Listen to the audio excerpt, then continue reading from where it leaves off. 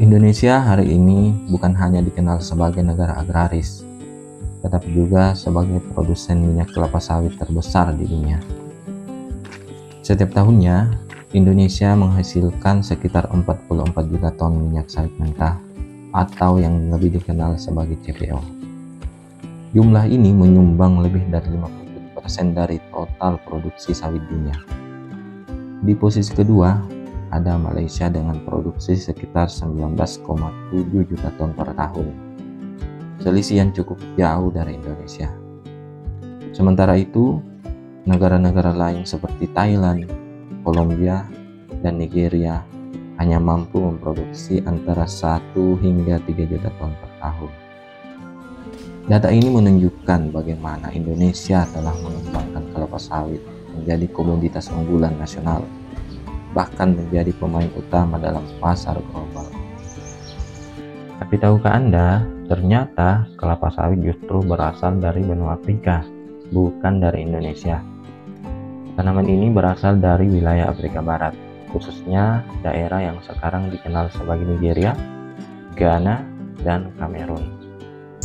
Di sana, kelapa sawit telah dimanfaatkan sejak ribuan tahun yang lalu untuk berbagai keperluan, seperti bahan makanan, minyak lampu, dan obat-obatan tradisional. Nama ilmiahnya adalah Elaeis guineensis. Kata guineensis sendiri diambil dari kawasan Guinea di Afrika, yang menunjukkan asal geografisnya.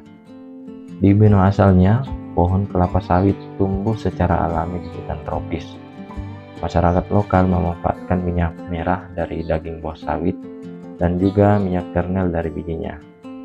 Prosesnya masih tradisional dan digunakan untuk konsumsi lokal, bukan untuk industri besar seperti sekarang. Lalu, bagaimana tanaman Afrika ini bisa sampai ke Nusantara ya? Ini dia jawabannya.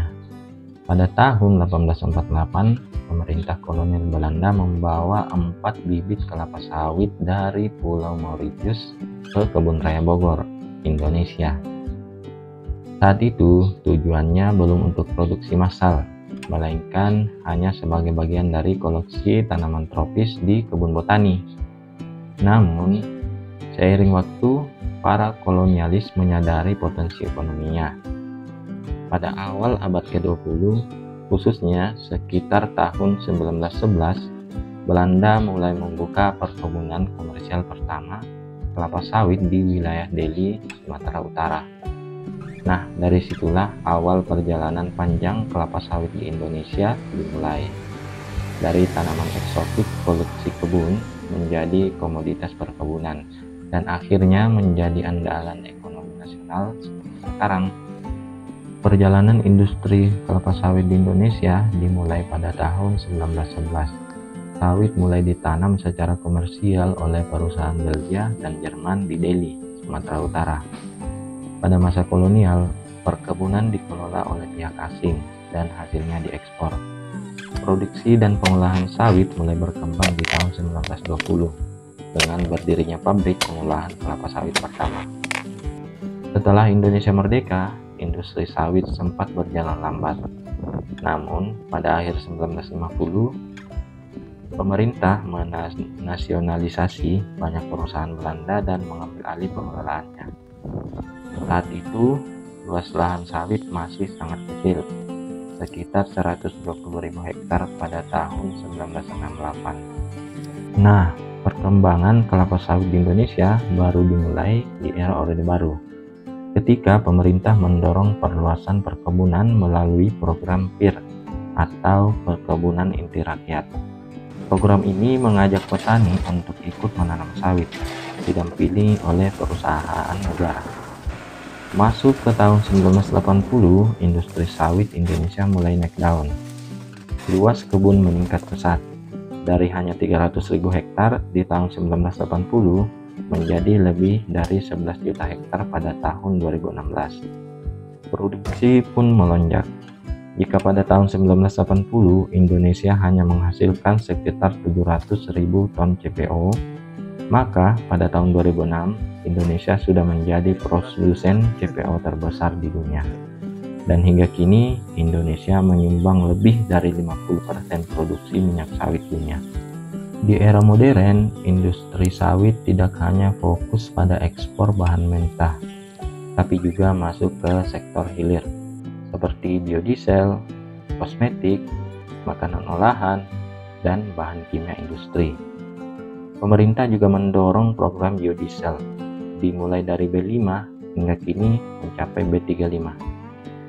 Pada tahun 2020, luas lahan sawit di Indonesia diperkirakan mencapai 16 juta hektar dengan produksi CPO sekitar 44 juta ton per tahun.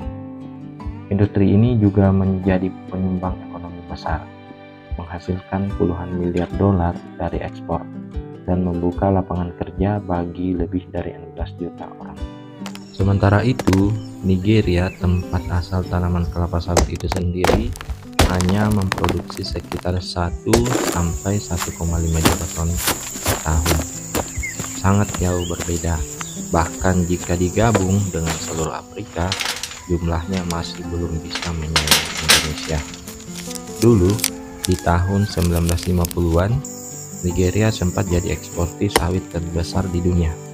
Tapi sekarang, posisi itu sudah diambil alih oleh Indonesia sejak awal tahun 2000. Nah, industri kelapa sawit di Indonesia melesat sejak tahun 2000-an. Ini disebabkan oleh beberapa poin. Yang pertama, permintaan dunia meningkat tajam. Banyak negara mulai beralih ke minyak nabati karena dianggap lebih sehat dan efisien. Minyak sawit jadi pilihan utama karena murah, serbaguna, dan mudah diolah. Negara-negara seperti India, Tiongkok, hingga Eropa mulai membeli minyak sawit dalam jumlah besar dari Indonesia. Yang kedua, ekspansi besar-besaran di dalam negeri.